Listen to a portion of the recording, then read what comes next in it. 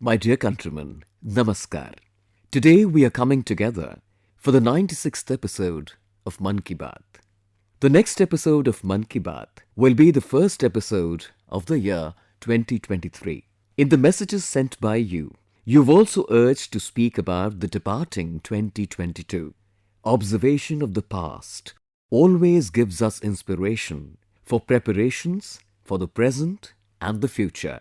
In 2022, the strength of the people of the country, their cooperation, their resolve, their expansion of success was of such magnitude that it would be difficult to include all of those in Mann Ki Baat. 2022 has indeed been very inspiring, wonderful in many ways. This year, India completed 75 years of her independence, and this very year, Amrit Kal commenced. This year, the country gained a new momentum. All the countrymen performed one better than the other. The various successes of 2022 today have created a special place for India all over the world. 2022, that is, India attaining the status of the world's fifth largest economy. 2022, that is, the record of India surpassing the incredible figure of 220 crore vaccines. 2022, that is, India crossing the magical exports figure of $400 billion. 2022, that is, adopting the resolution of self-reliant India by the people and living it. 2022 meaning welcoming India's first indigenous aircraft carrier, INS Vikrant. 2022 meaning India's glory in space, drone and the defence sector. 2022 meaning India's might in every field. Even in the field of sports, be it the Commonwealth Games or the victory of our women's hockey team, our youth have shown tremendous potential. Friends, along with all this, the year 2022 will always be remembered for one more reason. This is the extension of the spirit of Ek Bharat, Shreshtha Bharat. The people of the country also organized many amazing events to celebrate unity and togetherness. Be it the Madhavpur Mela in Gujarat, where Rukmini's marriage and Lord Krishna's relationship with the Northeast is celebrated, or the Kashi Tamil Sangamam. Many colors of unity were visible in these festivals. In 2022, the countrymen have scripted another chapter of immortal history. Who can forget the Har Ghar Tiranga campaign organized in the month of August? Those were the moments giving every countryman goosebumps. In this campaign of 75 years of independence, the whole country assumed the hues of the tricolour. More than 6 crore people even sent selfies with the tricolour. This Azadi Ka Amrit Mahotsav will continue in the same way next year as well. It will further strengthen the foundation of Amrit Kal. Friends, this year India has also got the responsibility of chairing the G20 group. I'd also discussed this in detail last time. In the year 2023, we have to take the enthusiasm of G20 to new heights, make this event a mass movement. My dear countrymen, today the festival of Christmas is also being celebrated with great fervour all over the world. It is a day to remember the life and teachings of Jesus Christ. I wish you all a Merry Christmas. Friends, today is also the birthday of our respected Atal Bihari Vajpayee ji. He was a great statesman who gave exceptional leadership to the country. He has a special place in the heart of every Indian. I've received a letter from Astha ji from Kolkata. In this letter, she has mentioned about her recent visit to Delhi. She writes that during this, she took time out to visit the PM Museum. She liked Atalji's gallery very much in this museum. The picture clicked there with Atalji has become memorable for her. In Atalji's gallery, we can have a glimpse of his valuable contribution to the country, be it infrastructure, education, or foreign policy. He strove to take India to new heights in every field. I once again solemnly bow to Atalji from the core of my heart. Friends, tomorrow, the 26th of December, is Veer Bal Divas, and I will have the privilege of participating in a program dedicated to the martyrdom of Sahibzada Zorawar Singh Ji and Sahibzada Fateh Singh Ji in Delhi on this occasion. The country will always remember the sacrifice of Sahibzade and Mata Gujari. My dear countrymen, it is said here, Satyam Kim Pramanam, Pratyaksham Kim Pramanam. That is, truth does not require proof. What is evident also does not require proof. But when it comes to modern medical science, the most important thing is evidence. Lack of evidence-based research in the context of our scriptures like Yoga and Ayurveda has always been a challenge, which has been a part of Indian life for centuries. Results are visible, but evidence is not. But I'm happy that in the era of evidence-based medicine, Yoga and Ayurveda are now standing up to the touchstone of tests of the modern era. All of you must have heard about the Tata Memorial Centre in Mumbai. This institute has earned a name for itself in research, innovation and cancer care. An intensive research done by this centre has revealed that yoga is very effective for breast cancer patients. Tata Memorial Centre has presented the results of its research in the very prestigious Breast Cancer Conference held in America. These results have attracted the attention of the world's biggest experts. Because Tata Memorial Centre has conveyed with evidence how patients have benefited from yoga. According to the research of this centre, regular practice of yoga has reduced the risk of recurrence and death of breast cancer patients by 15%. This is the first example of Indian traditional medicine being tested vis-à-vis the stringent standards of Western methods. Also, this is the first study in which yoga has been found to improve the quality of life in women affected by breast cancer. Its long-term benefits have also come to the fore. The Tata Memorial Centre has presented the results of its study at the European Society of Medical Oncology Conference in Paris. Friends, in today's era, the more evidence-based Indian medical systems are, the more their acceptance will increase in the whole world. With this thought, an effort is also being made in Delhi's AIIMS. Here, the Centre for Integrative Medicine and Research was established 6 years ago to validate our traditional medical practices. Latest modern techniques and research methods are used in this. The centre has already published 20 papers in reputed international journals. A paper published in the Journal of the American College of Cardiology describes the benefits of yoga for patients suffering from syncope.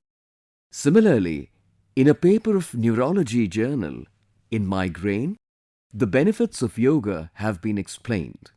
Apart from these, studies are being done regarding the benefits of yoga in many other diseases as well, like heart disease, depression, sleep disorder, and problems faced by women during pregnancy. Friends, a few days ago, I was in Goa for the World Ayurveda Congress.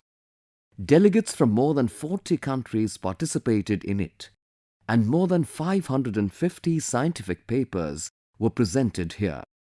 Around 215 companies from around the world, including India, displayed their products in the exhibition here. In this expo, which went on for 4 days, more than 1 lakh people enjoyed their experience related to Ayurveda.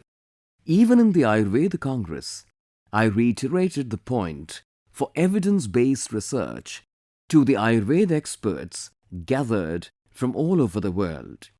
The way we all are seeing the power of yoga and Ayurveda in this time of the Corona global pandemic, evidence-based research related to these will prove to be very significant. I also urge you that if you have any information about such efforts related to yoga, Ayurveda and our traditional treatment methods, then do share them on social media. My dear countrymen, in the last few years, we have overcome many major challenges related to the health sector.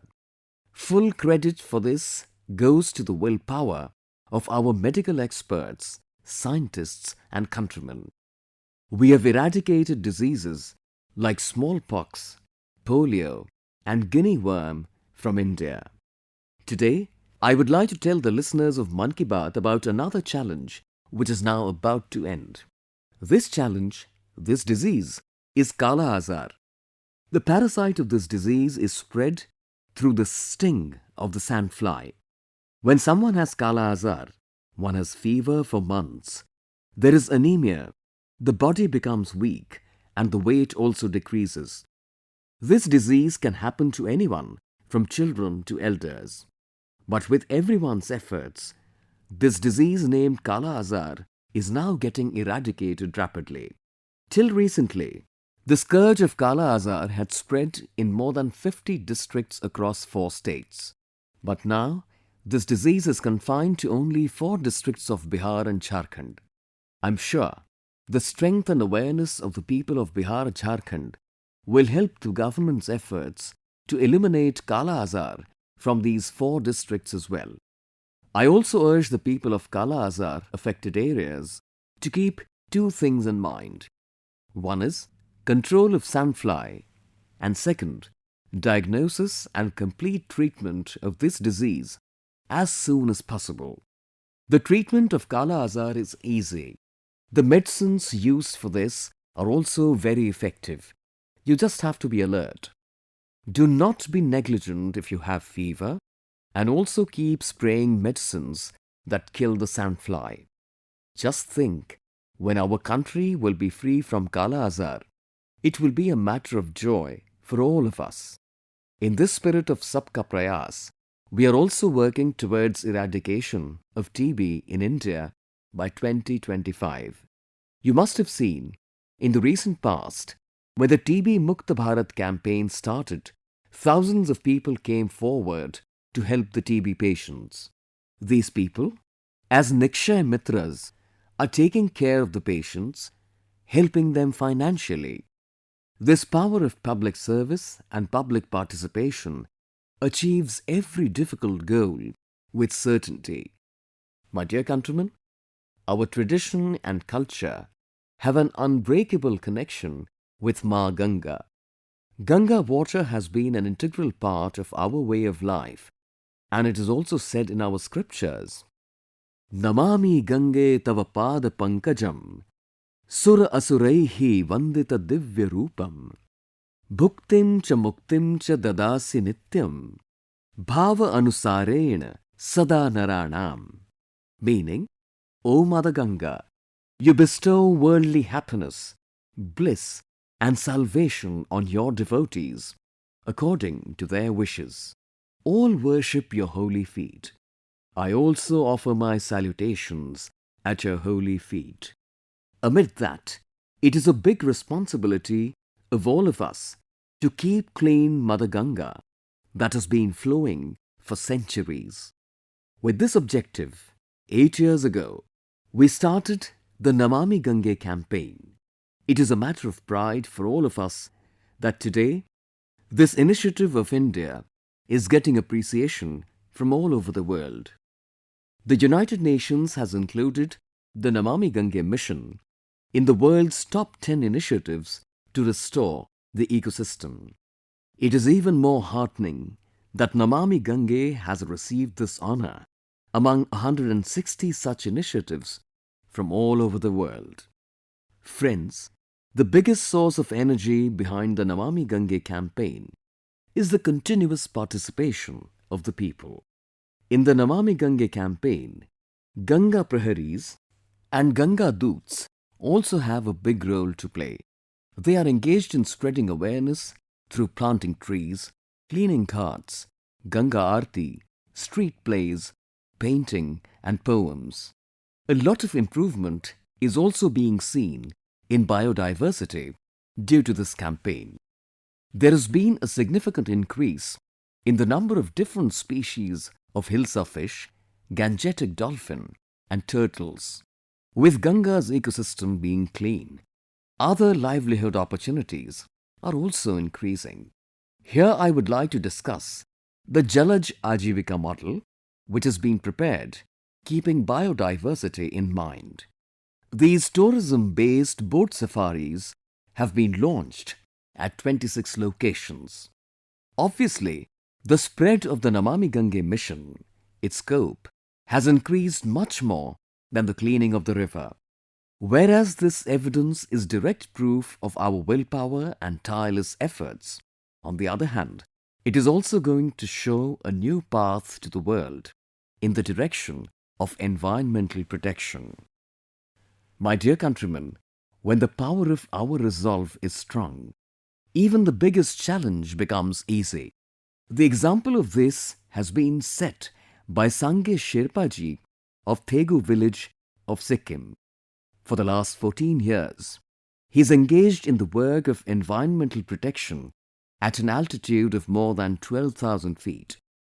Sange ji has taken up the task of keeping clean the Somgo lake that is of cultural and mythological importance.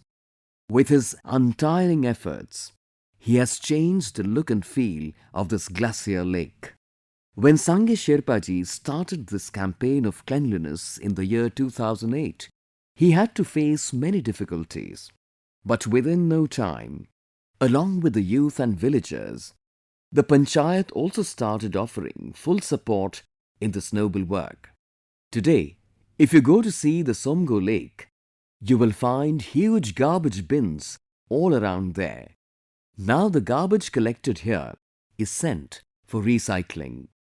Garbage bags made of cloth are also given to the tourists coming here so that the garbage is not strewn around. Now, about 5 lakh tourists reach here every year to see this very clean lake. Sange Sherpa has also been honored by many organizations for this unique effort to conserve the Somgo lake. Due to such efforts, today Sikkim is counted among the cleanest states of India. Along with Sange Sherpa ji and his colleagues, I also heartily appreciate the people engaged in the noble effort of environmental protection across the country. Friends, I am happy that the Swachh Bharat mission has become firmly rooted in the mind of every Indian today. Since the inception of this mass movement in the year 2014, to take it to new heights, many unique efforts have been made by the people. These efforts are being made not only within the society, but also on part of the government. The result of these continuous efforts is that, due to the removal of garbage, removal of unnecessary items, a lot of space opens up in the offices, new space is available. Earlier, due to lack of space, offices had to be maintained on rent at far-off places. These days, due to this cleanliness, so much space is available that now all the offices are converging at one place. In the past, even the Ministry of Information and Broadcasting also made a lot of efforts in its offices in Mumbai, Ahmedabad, Kolkata, Shillong, in many cities. And because of that, today they have 2-3 floors available completely for usage anew. Due to this cleanliness in itself, we are getting the best experience of optimum utilizations of our resources. In the society as well as in the villages, cities, and even in the offices, even for the country, this campaign is proving useful in every way. My dear countrymen, a new awareness is dawning in our country about our art and culture. A new consciousness is awakening. In Mann Ki Baat, we often discuss such examples. Just as art, literature and culture are the collective capital of the society, in the same way, it is the responsibility of the whole society to take them forward. One such successful effort is being made in Lakshadweep. There is a club on Kalpeni Island, Kummel Brothers Challengers Club. The club inspires the youth to preserve the local culture and traditional arts. Here the youth are trained in the local art Kolkali, Parichakli, Kilipat and traditional songs.